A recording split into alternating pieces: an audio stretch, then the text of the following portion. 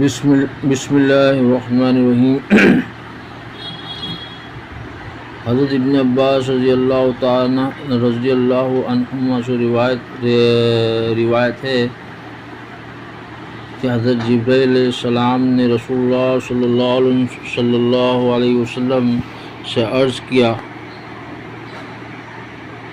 کہ مجھے بتائیے ایمان کیا ہے؟ نبی کریم صلی اللہ علیہ وسلم نے ارشاد فرمایا، ایمان کی تفصیل یہ ہے کہ تم اللہ تعالیٰ، آخرت کے دن، فرشتوں اور اللہ تعالیٰ کی کتابوں اور نبیوں پر ایمان لاؤ، مرنے اور مرنے کے بعد دوبارہ زندہ ہونے پر ایمان لاؤ، جنت، دوزخ، حساب اور اعمال کے ترازو پر ایمان لاؤ، اچھی بری تقدیر پر ایمان لاؤ۔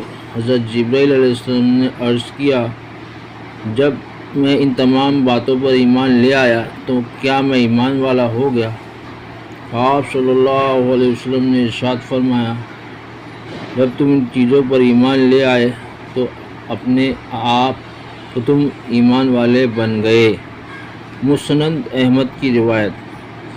اللہ تعالی ہم کو عمل کرنے کی توفیق عطا فرمائے۔